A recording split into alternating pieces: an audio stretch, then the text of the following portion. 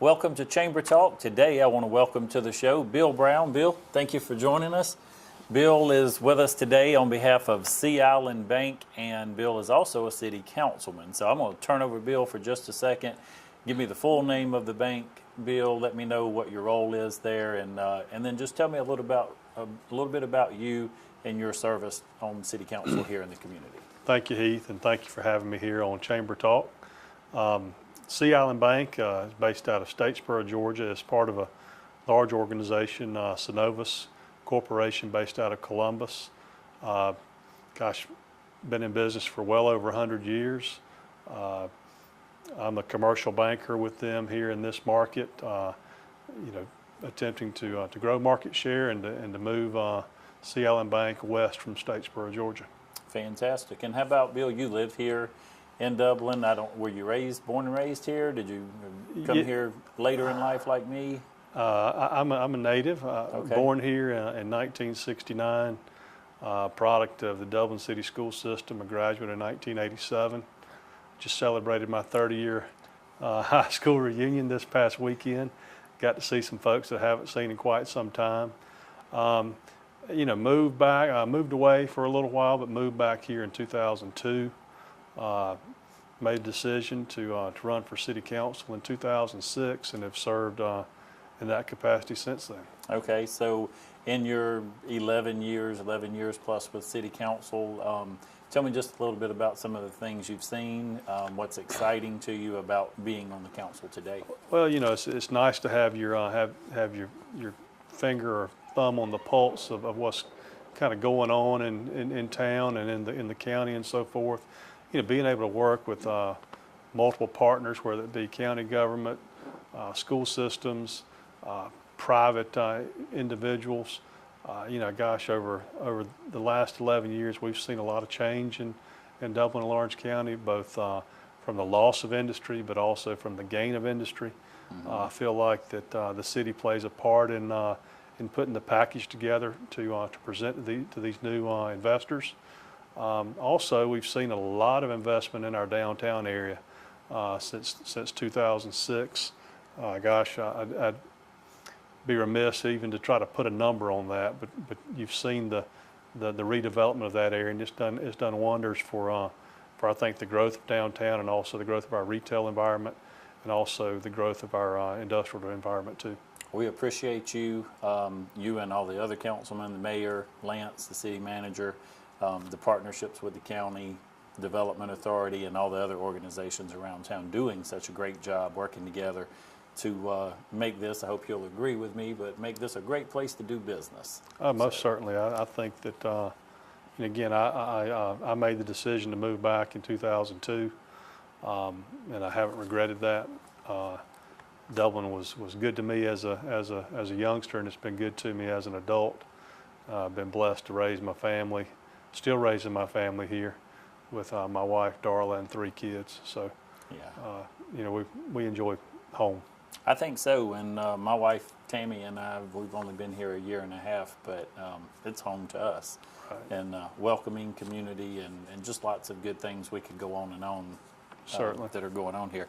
Bill, Mayor Best and I usually meet after a council meeting and we sit down and go over the agenda, and something that he and I decided would be a good idea to do is to have some of the city councilmen actually come on from time to time and get a little different perspective and talk about the council meetings. Certainly. So we had a council meeting on June the 1st.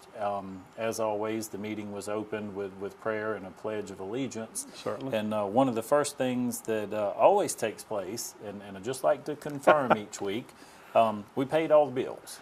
Correct, and I will say I've got my notes here just in case we happen to miss anything, but certainly that is one thing that we will do is as a city. We will pay our bills, and certainly we did that again today on Thursday. Our city is in a really good financial situation, but in saying that, I believe the reason that we can say that is you guys do a phenomenal job of bidding, reviewing, selling things when they need to be sold, upgrading things that need to be upgraded, And you just congratulations for the work that you guys do, and thank you for being good stewards of Well, those thank you. I mean, I investments. think that's the ultimate responsibility of us as, to the taxpayers, is to be fiduciarily responsible for the tax money that we're You're entrusted. we're entrusted. Yeah. And if we don't do that, then we lose all the trust and faith from the people. Okay, we had a fantastic item number 4 on the agenda the other night, the Youth Council. This was the swearing in of the newly elected Youth Council. Share with our viewers a little bit about this Youth Council. Certainly, a year ago, we initiated our first Youth Council, which was made up of 7 individuals, all from the Dublin High School. And really it mirrors the City Council. There are 4 ward members and 3 at-large members, and there's a mayor as well. And so this was the second class, so to speak, that was inducted or inaugurated, if you want to say that. And really, I think what we look to them for is to initiate the help them learn the government process. As potential new voters here in the near future, they need to understand their right and understand how local government works. And really, local government is a place where the ears and eyes are close to the ground, and you've got an opportunity to really make an impact. Well, and that's where we need to be making the impact. These young folks are our leaders today and tomorrow. Certainly. And so they're doing a good job there, but again, congratulations to City Council for taking the initiative to get these folks involved and to get this program off the ground. I'll tell you what, we need to take one quick commercial break. We'll Sure. come back and pick right back up here, and then we'll move along, but we'll be right back after this break. May you grow up to be righteous. May you grow up to be true. May you always know the truth. See the light surrounding you. May you always be Long live honor, and long live the truck that salutes those who've built this country. Ram, America's longest lasting pickups. See Dublin Chrysler Dodge Jeep Ram at 2050 Highway 441 South in Dublin. Call 272-3500, 1-800-GO-DODGE, or log on to dublinchrysler.com. Fathers who use steel pass down more than their tools. This Father's Day, give Dad a gift that works as hard as he does. Right now, pick your power and get fuel or battery-powered equipment at a great low price. Trimmers start at just $129.95. Real dads, steel dads. Find your Father's Day gift today at steeldealers.com. Cullen Supply and Engine Service, your steel dealer at 826 South Harris Street in Sandersville and 910 East Jackson in Dublin. Okay, before break, Bill, we were talking about the Youth Council from Dublin High School, Right. and the great work that they've done. They left some big shoes to fill for this second-year class coming in. They really seemed like they had their act together. They did their homework. They made some progress. One of the presentations they did at a city council meeting was concerning a pool. Certainly. And a lot of research. I think maybe they did some travel and different things for that. I would say that I am not part of that committee, Mm-hmm. but we do have certain council members that do sit on that committee outside of just the youth council. And in both regards, those entities have made, or those committees have made some travels to some various communities to see how they've implemented public swimming pools, layouts, et cetera, to bring back some of that information to us so that, if and when a decision is made, it's an informed decision. Sure. And I think that's something even at the Chamber. We just took an aspirational city tour to another city to look at what they're doing, how they're doing, and to bring the ideas back here. And why this group is so important, the young folks in our town, many of them feel like we just don't have a lot of things to do. Right. And I think this may be a great opening or a doorway. One of the things we looked at from the Chamber Board is Southern Pines, and what a beautiful facility we have out there. And it really seems, to me especially, but I think my board would be in agreement, it's underdeveloped. There's so much potential still there. Even with the splash pad that we have, we could enlarge that, maybe the pool, that'd be a great place to have some city, county, maybe even some public-private partnerships. But all the tools are there and in place for that place to just really be a focus for us. You know, I would say I'm in agreement with you. You know, the Southern Pines was a great investment, a great development, but there's still opportunity there for it to be even more utilized. For our existing recreation sports, but also as a revenue driver for whether it's tourism or whether it's draw, whatever it may be, whether it's the Ag Expo facility, the ball tournaments, certainly the splash pad and any amenities that go along with that, even the pond that's there could potentially be utilized.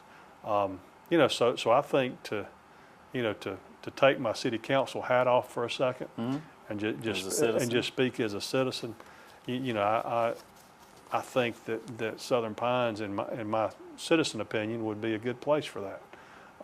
Really think that it would work with the infrastructure that's already there greatly, and I think that's something that ultimately should be considered. I'd love to see some future development there. Item number 5 is the first reading of an ordinance to annex 20 acres located on Industrial Boulevard. Talk to me a little bit about that development. Sure. This is a company called Earlwood Investments, LLLP. And really there's looking to annex about 20 plus or minus acres there that really it runs from Industrial Boulevard back towards the Walk Ridge subdivision, kind of adjacent to Fairview Park Hospital and those parcels that adjoin that with medical facilities and so forth. My understanding it'd be a 3-phase kind of project with professional development up front. Okay. You've got R4, which is multifamily, would be in the center, which would be comprised of probably a multi-level, maximum of 2 stories apartment complex would be of the high-end variety, so to speak. Right. For your, to help augment those that are in need, that are coming for short stints at the hospital and some of the other industries and stuff like that. And then the back parcel would be, I believe it would be R5, which is high density residential, which would be like patio homes and things like that, which ties in really to the current zoning of Walk Ridge, and also to the zoning that's, I believe, that's adjacent to the old Benton House and some of that development there. Well, so all in all, should be a good project. I think, Bill, from the chamber perspective here, other than some workforce and education issues that we're working on and trying to address, I can't think of anything that's a whole lot more important, other than you and I mentioned maybe some recreational things to do, but housing. Right. On a daily basis, and I get to meet with some of my good friends who are in the real estate business here.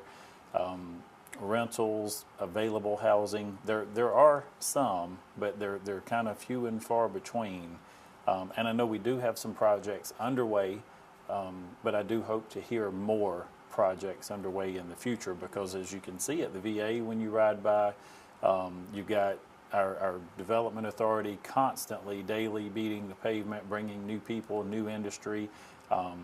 We've got several rumors in the community, from Hobby Lobby to Steak and Shake, and some of those I think are confirmed and some may not be. Right. But just a lot of growth, a lot of good things going on here, and a lot of excitement.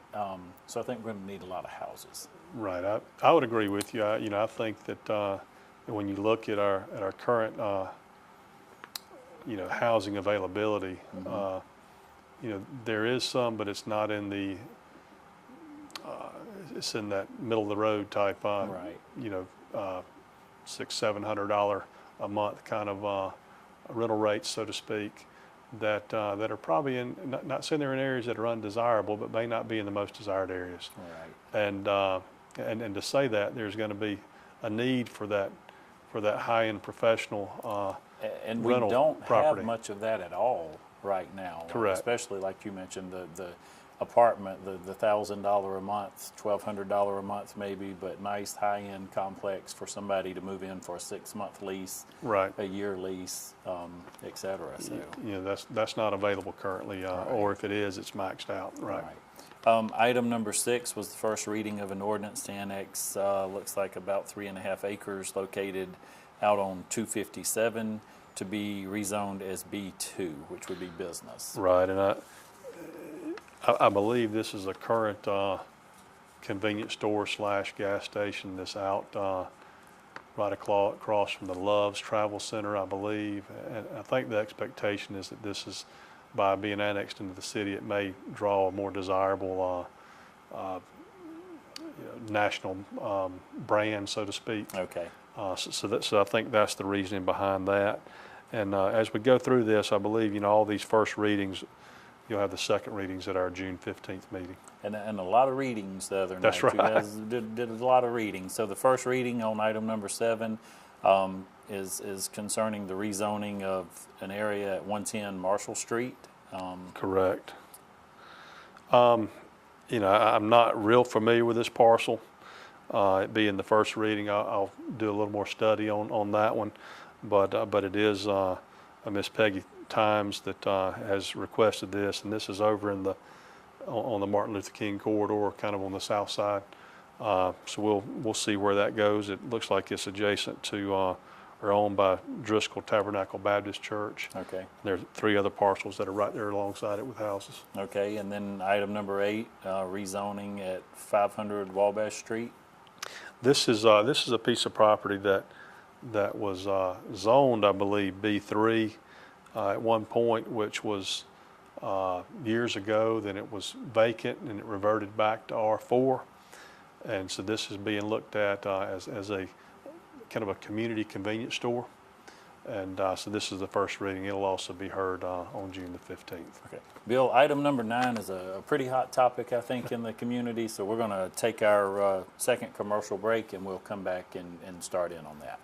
Where's everyone going this early in the morning? It's breakfast time at Dairy Queen with the best biscuits around. Try our mouth-watering sausage egg biscuits or our delicious country ham or chicken biscuits and bacon and egg with hot grits and hash browns. And top it all off with your favorite drink. Start your morning off with all your friends and the friendliest staff anywhere. It's breakfast time every morning, 6 till 10:30 a.m. at Dairy Queen on East Jackson Street in Dublin. Score big with the Dublin Piggly Wiggly. Catch all the savings throughout the store. Score big with fresh produce, grocery items, dairy products, and don't fumble the handoff. Choose 100% certified Angus beef from Dublin Piggly Wiggly. Taste the difference today. Fresh food, friendly service. Piggly Wiggly. Call you back. Is this my car? State Farm knows that for every one of those moments, This is ridiculous! there's one of these. Is this my car? What? This is ridiculous. This can't be happening! This can't be happening. Oh, it's happening, sweetheart. Oh, it's happening, sweetheart. Shut up. Shut up! That's why State Farm is there. What a day. With car insurance for when things go wrong, What a day! but also here with car loans to help life go right. State Farm. Okay, welcome back to the show again, Bill. Thank you for taking time out of your busy schedule and sitting in with us today. We were up to item 9 on the agenda the other night. This is in the newspaper. I've heard a little bit on the radio, even on the street, in the grocery store. I've received phone calls with people asking about this, but the second reading and public hearing of an ordinance to amend the Code of Ordinances to provide for the sale of alcoholic beverages by the drink at Theater Dublin by the Downtown Development Authority. And that's a little bit wordy. I think the long and the short of it is the Downtown Development has asked for permission to sell alcohol at the Theater Dublin. Correct. That they've petitioned to sell beer and wine. you know, and I'm going to try to be sure I get this correct. Okay. You know, currently, entities, nonprofits that the city of Dublin appoints people to can petition to have alcohol at Theater Dublin, not for sale, Event by event. on event by event. So currently, alcohol can be there in a beer and wine situation. Hypothetically, for it may be an event that the DDA puts on to. Let me stop you real quick. Sure. One of the phone calls I had today, a gentleman asked, you know, I'm not familiar with an event that would take place at the Theater Dublin where alcohol would even be a thought. And so I'll tell you my answer, and you tell me if I'm correct or not. But I believe not too long ago there was an Allman Brothers tribute band or something that played there. I believe there was a comedian there. So for those types, not Right. certainly not for the beauty pageant and the kids events and things such as certainly that. not. You know, I think the premise behind the request is for adult-themed type activities where, you know, a glass of wine or a beer may be appropriate. Okay. So certainly not at the Nutcracker Right. or at the you know, at the fancy dancer recital or any of those type events. Certainly not at anything that a school child would be involved in or anything like that. And I think that's the misconception, is that it would be widely available at any event there. Right, okay. And that's not the intent. And certainly I would think here in Dublin at the theater, the type of events, the type of crowd that's drawn to those events, people would be responsible with those things as well. And that would be the responsibility of the Downtown Development Authority to monitor that. Okay. So, but if I'm understanding correctly, that second reading or hearing was postponed. Well, the second reading was the decision was tabled, is my understanding. So the second reading, it was read, then no action was taken, and so it was tabled until our June 15th meeting. Okay, so for our viewers, and I'm sure there's a lot of interest. So what happens at the June 15th meeting? At the June 15th meeting, if council is of mind and has a consensus understanding, then a decision could be made. Okay. So if you've got questions or concerns, you know, we'd certainly like to hear those. June 15th, the meeting at 5:30, City Council would be the time or the place, whether you're adamantly opposed or if you're absolutely in favor, you may want to show up want to voice share your opinion. voice That's right. that day. And we encourage you either way to do so.